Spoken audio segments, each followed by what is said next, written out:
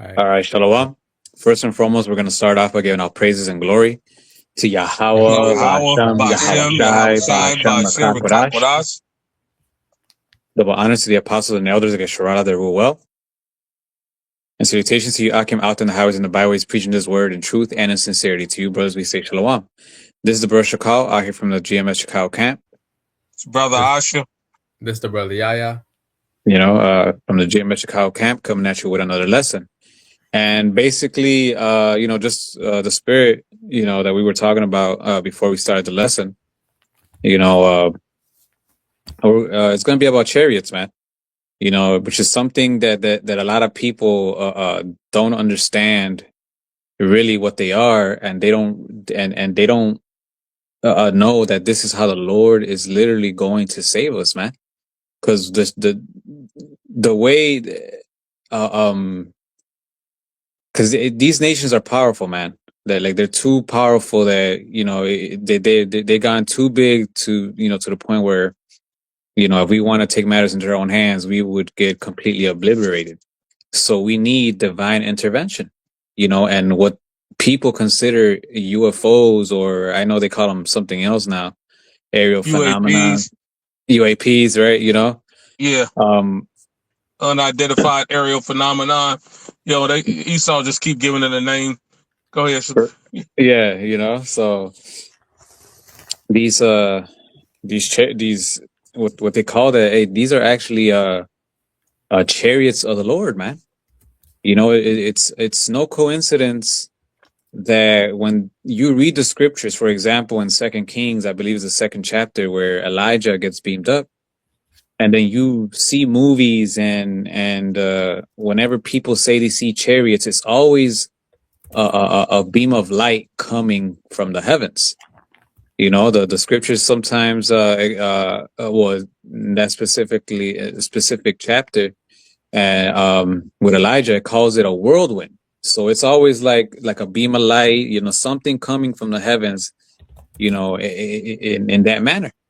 Also in the movies, a beam of light. When somebody talks to the Most High in movies, it's always a beam of light from the heaven.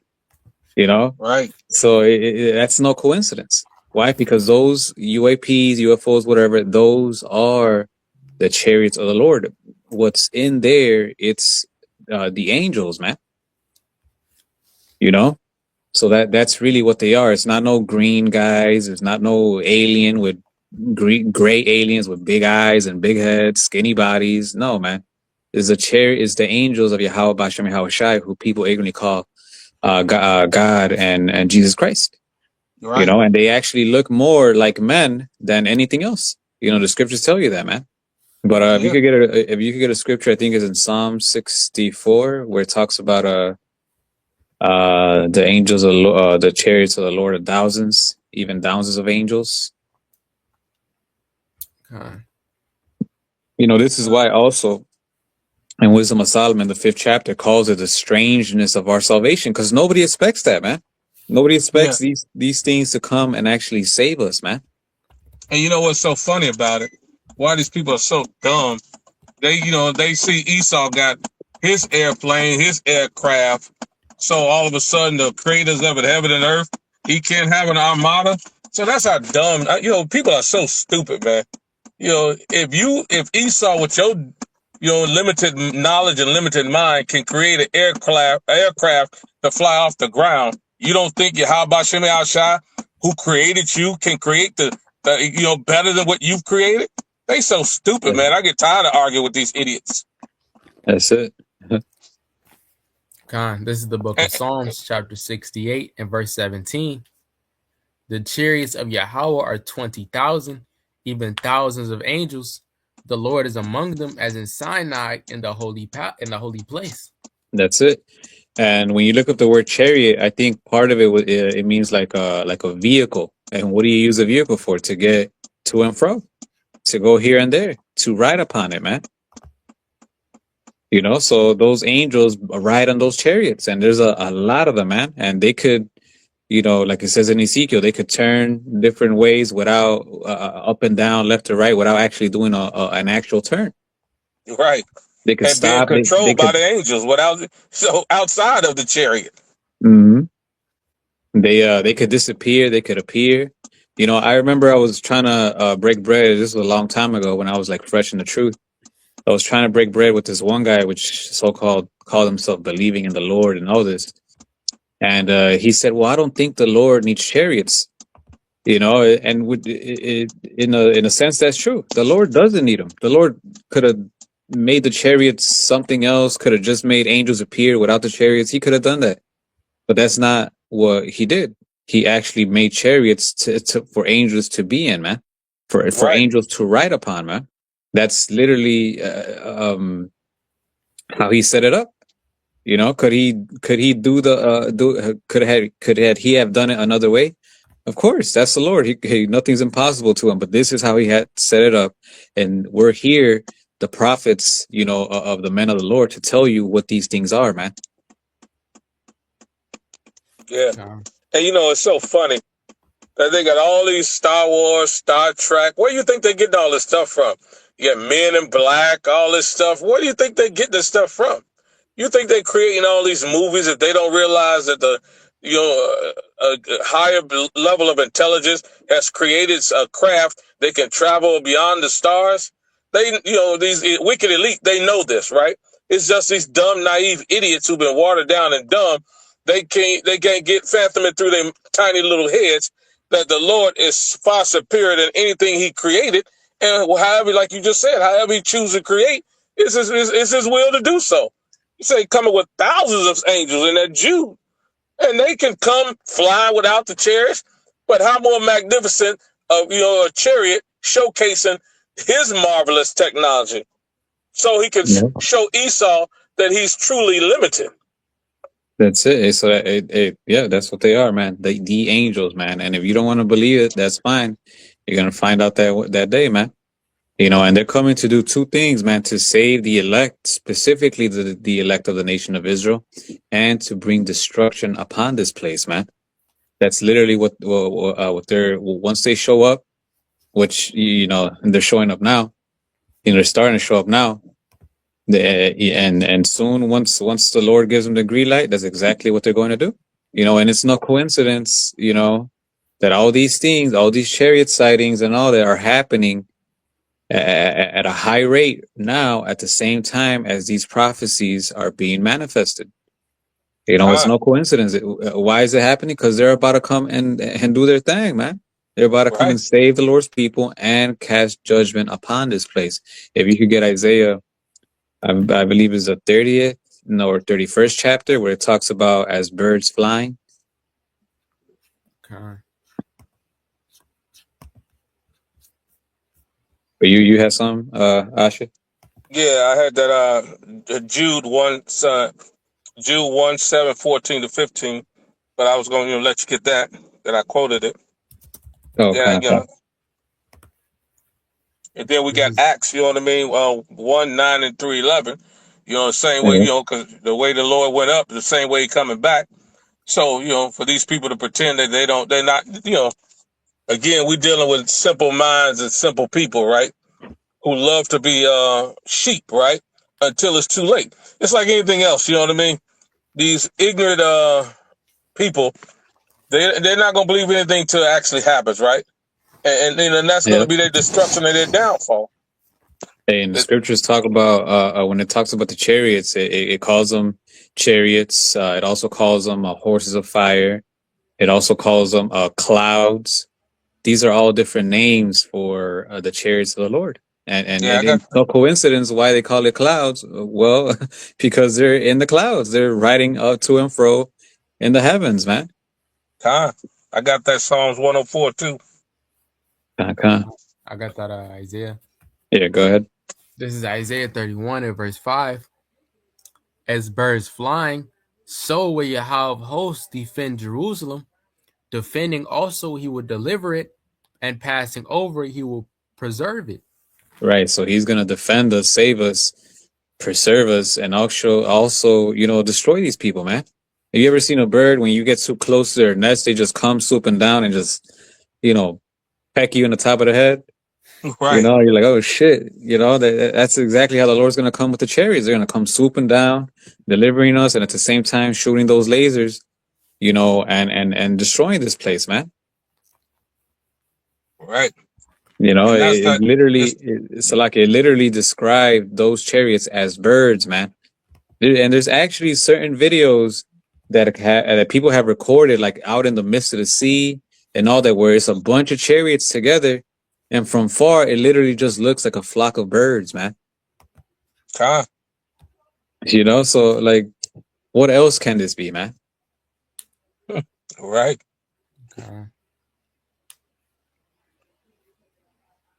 I had one. If you have something, Kind. This is Isaiah 26 real quick. This is Isaiah 26 and verse 20.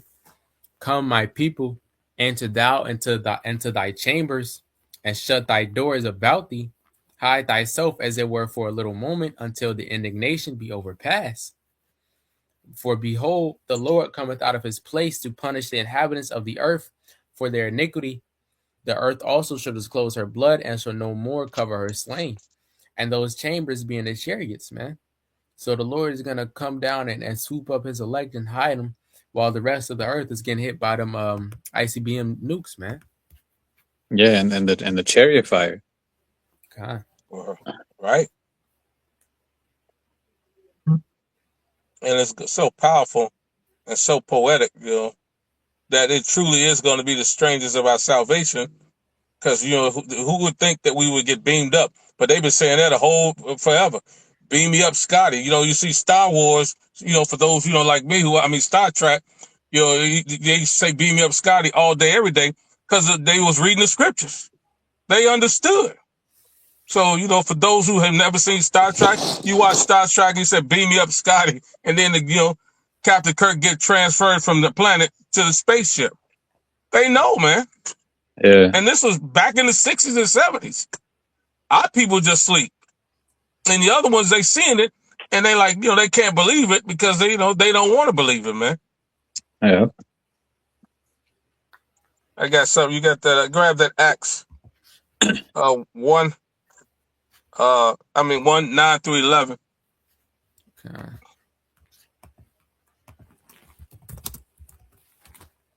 Because even Yahweh Shai, ascended up into the heavens, man.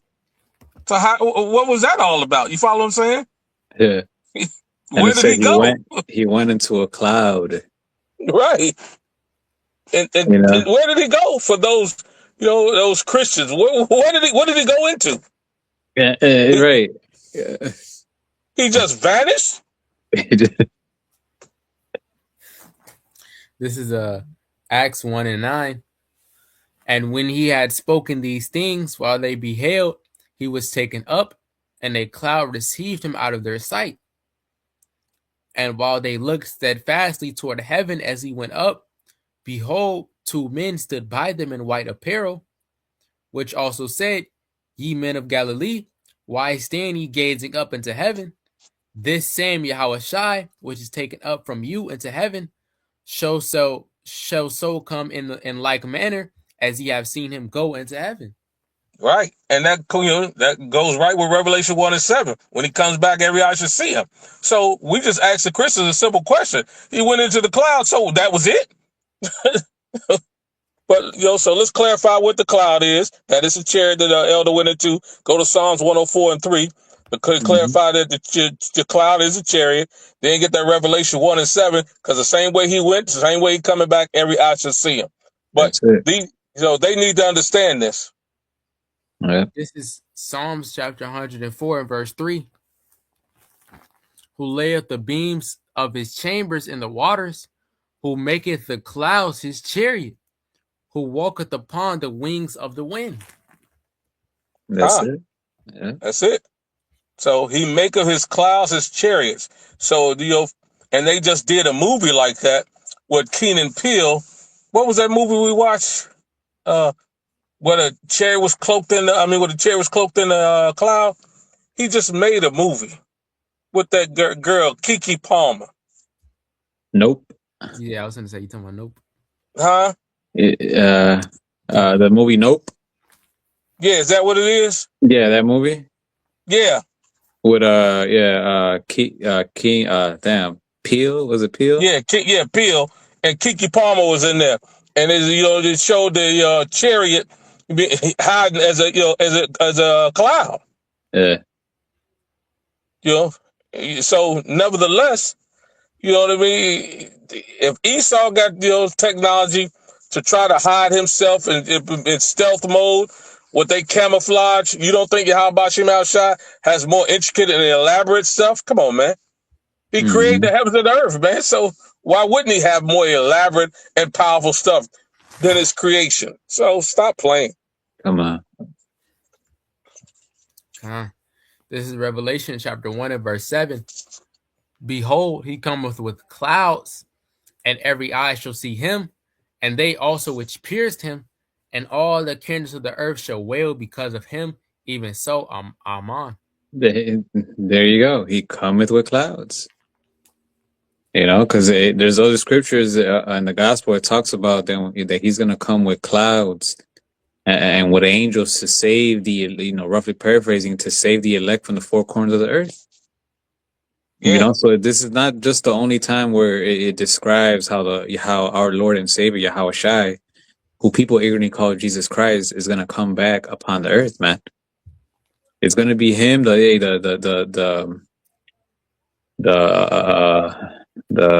fathership, and the rest of the angels, man, the rest of the chariots. You know, when he comes, nobody's going to be able to deny it, man. Everybody's going to know that that's Yahweh Bashem and Shai, man. Yeah. And it says the same thing. And get that Matthew 24 and 30. You know what I mean? It says the same thing, coming in clouds of great power and glory. And then what the brother quoted, you know what I mean? To gather the elect from four ends of the earth. How they gonna gather the elect? This is Matthew 24 and verse 30. And then shall appear the sign of the Son of Man in heaven, and then shall all the tribes of the earth mourn, and they shall see the Son of Man coming in the clouds of heaven with power and great glory. Read down. And he shall send his angels with a great sound of a trumpet, and they shall gather together his elect from the four winds, from one end of earth from one end of heaven to the other. And that's what it is. The clouds are going to gather the elect. Clouds being the chariots, the vehicle that the Lord uses to move around through the earth's atmosphere, in and out of the water, everywhere he wants to send them to. And and y'all marveling about this stuff, and y'all should be afraid, because like the elder brother just said, it's our salvation, and we pray to be those men, and y'all destruction and y'all demise, and all the lies, all the wickedness is going to finally be judged in one fell swoop, and we can't wait, man, to get out of this wicked, awful kingdom, man. Mm-hmm. Just nothing but an eyesore to, to the people of the Lord. Yeah. Meaning the elect of the Lord. The rest of y'all love this wickedness. Get Isaiah 66, 15 and 16 about the destruction from them clouds. This is Isaiah 66 and verse 15. For behold, Yahweh will come with fire, and with his chariots like a whirlwind, to render his anger with fury and his rebuke with flames of fire. For by fire and by his sword will the Lord plead with all flesh, and the slain of the Lord shall be many. So that's what y'all got coming, man. A bitter end to a wicked, violent, bloody race of people. Esau, Edom, the self-proclaimed white man here in America, and salvation for the elect of the Lord, man. He said, those chariots are going to do some destructive, violent blasts on you. That same blast that we talking about in Second Ezra. They're going to turned into dust. Yeah. And that's the power of the Lord's chariots, man. And nothing can withstand the Lord's power, and nothing is going to be able to withstand it, man. Yeah. Go ahead. No. Well, yeah, like you're saying, not a scratch. It's gonna be, like Mortal Kombat, flawless victory. Facts. He's not going to be able to do anything, man. And like I said, we need this, man. We need this type of salvation, man, because these nations are so powerful. It's like that's the only way. Divine intervention, man. Other than that, if there was no divine intervention, we'll be cooked. We'll be through. Right. You know. But you said you had that Jude. Okay. No. This is Jude 1:14. And Enoch also, the seventh from Adam, prophesied of these, saying, Behold, Yahweh cometh with 10,000 of his saints, to execute judgment upon all, and to convince all that are ungodly among them of all their ungodly deeds which they have ungodly committed, and of all their hard speeches which ungodly sinners have spoken against him.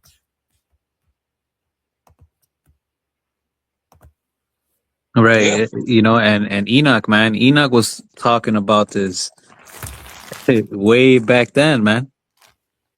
You know, so yeah, the dozen of his saints, chariots, angels. You know, the same thing.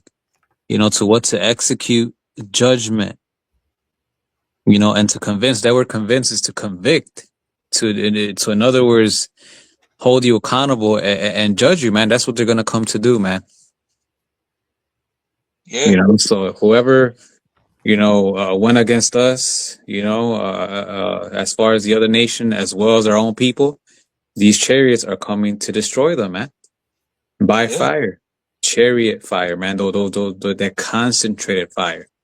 It explains it very thoroughly in Second Edges, the 13th chapter. It's a fire, the tempest, it mixed together, and when you see it, man, a lot of you are gonna wish you listen and you never went against us, but then it's gonna be too late, man. That time to repent is now, man. Facts.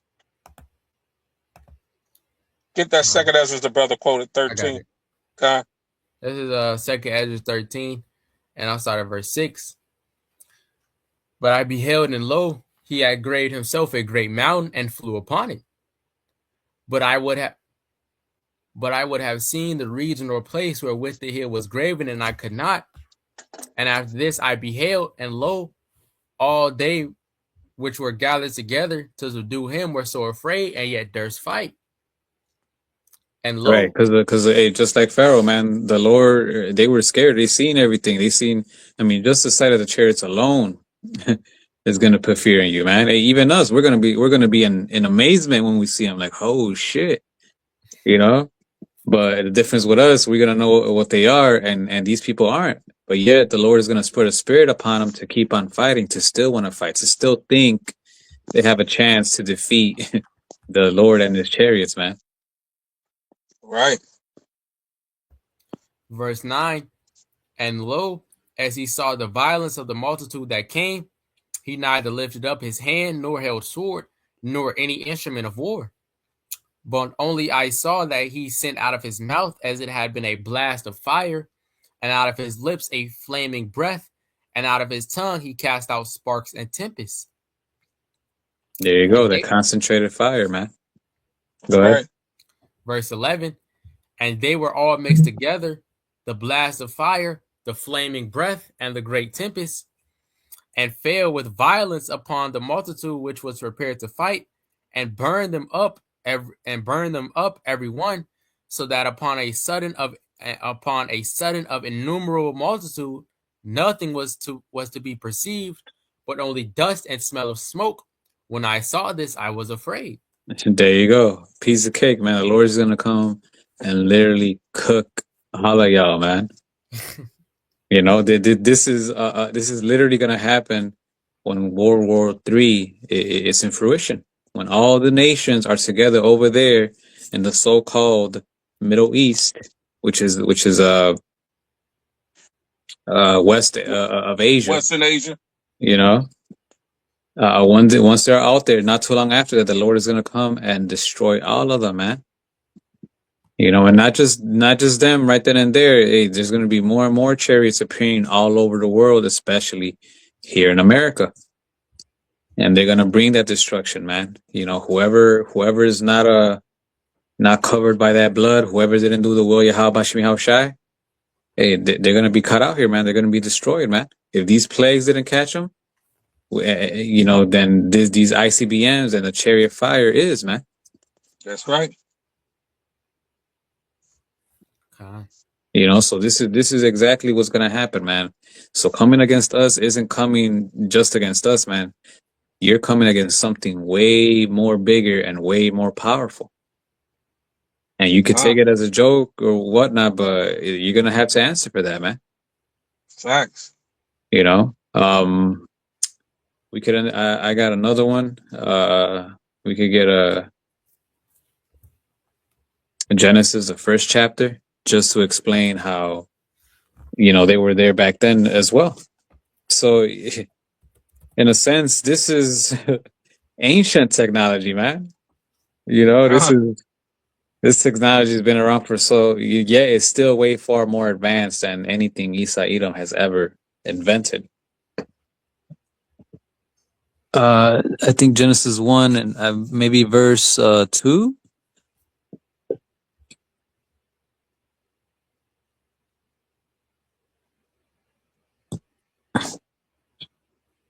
You said Genesis 1 and 2. Yeah, read verse 2. Genesis 1 and 2. And the earth was without form and void, and darkness was upon the face of the deep, and the spirit of Yahweh moved upon the face of the waters. All right, now go to the look up the word moved, and I believe that word, the spirit of God. That word God is a little g, which means alahayim. If you could double check that one first, Ba'akusha, which means gods, which means angels. You know. Yeah. Yep, alahayim. Yep. So it wasn't the Lord Himself; it was the angels and really the elect, Yahweh Shai and the elect, because they're the ones who created the heavens and the earth, which is what Genesis, the first chapter, talks about. So the it says the spirit of the angels, right, moved. Go ahead. What's the definition for that? It says to grow soft, relax, to hover. To hover. They hovered upon the face of the earth. Can you read it again? This is Genesis 1 and 2. And the earth was without form and void, and darkness was upon the face of the deep. And the spirit of the Alahayim moved, hovered upon the face of the waters. There you go. The waters, which is what the heavens. The heavens are also known as waters, man. You know, so when you watch movies, when you watch cartoons, when you watch all this, what do chariots do? When people see the side of what they consider UFOs or UAPs or whatever the fuck, they're always what? Hovering in the skies, in the heavens, in the waters. Yep. You see? So this is what it is. You know, so like we said, man, you know, your hands are too short to fight against the Most High, man. And fighting against us is fighting against the Most High. You know, the scriptures talk about how, hey, they have not hated you, but me they hated. You know, so coming against us is coming against the Lord, man, and that's something you do not want to do. You know, even Isa Edom, as proud and pompous as he is, and as much as he thinks that he could take on the Lord, and he's gonna be the main one crying like a little bitch once he actually sees the power of the Most High, man. Once he actually sees the chariots, once he actually sees the Most High taking action, man. Right. And that's that war in heaven, you know what I mean? Revelation 12 and 12. Yeah. I mean, yeah. Yeah, hey, Yahweh, Ba'ashem Yahweh Shai, and their angels against Esau and his angels, you know? Yep. Yep. The difference is that Satan and his angels, which is Esau Edom, and his army, you know, jets and planes and all that. Yep. Hey, they're flesh and not spirit. Exactly. They fail. They got limits. but the chariot and the angels of Yahweh Bashim Yahushai don't. You know, but that's all I had. Yeah, that was a slog. That was Revelation 12 and 7. With the war in heaven.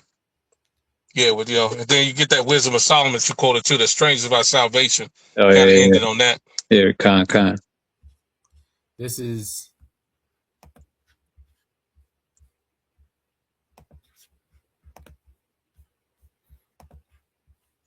the book of Wisdom of Solomon, chapter 5.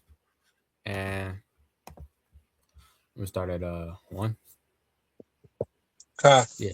This is Wisdom of Solomon 5 and 1. Then shall the righteous man stand in great boldness before the face of such as have afflicted him, and made no account of his labors. When they see it, they shall be troubled with terrible fear, and shall be amazed at the strangeness of his salvation, so far beyond all that they looked for. There you go. Because nobody's gonna expect that, man. Right now, when we say it, they laugh at us. What? These guys crazy. Like these guys talk about that the chariots, aliens are gonna come and save them.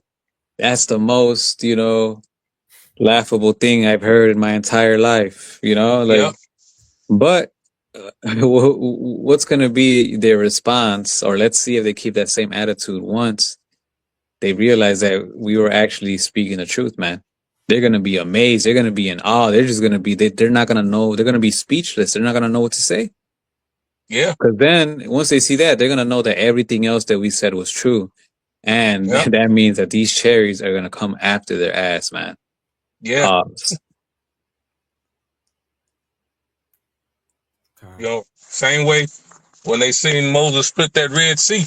You know what I mean? That was a strange salvation then.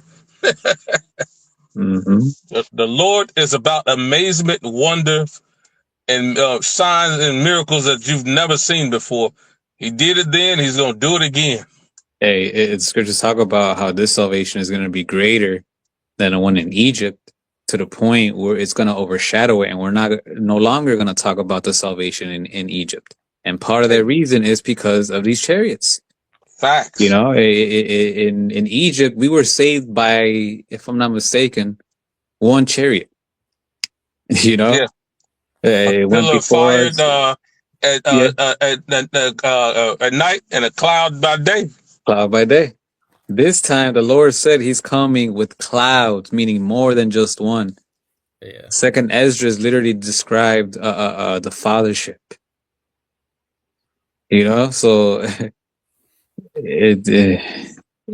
the strangeness of our salvation, man. That's exactly what's gonna happen, man, and we're looking forward to it, man. Yeah, get the hell out of this place. Yep. But that's it. That's it. Unless y'all got something else. You good, yeah? Yeah. Kind. So with that, hopefully you burn well edified. Just something that was in our spirit. And the fact that we're seeing all these chariot sightings and reports, and Esau Edom is now talking about them, whether he's trying to still throw more lies or whatever, and the government is bringing out these used to be classified things. Hey, that means we're close to the end, man. That we're close, and our salvation is near. Then when we believe, man, these are signs that we got to look for, man. The scriptures talk about when you see these things, look up, for your salvation draweth nigh. That's right. You see? So, hey, that just means that we're closer. We're almost there, man. So just keep on fighting. So with that, hopefully, brother, we're edified. We're going to end it by giving all praise and glory to Yahweh, Ba'ashem, Yahweh Shai, Ba'ashem, Ba'akadash. Double honors to the apostles and the elders that get Sharada the real well. And salutations to you, Akim, out there in the highways and the byways, preaching his word in truth and in sincerity. Shalom and a Abba. A Baba Ball.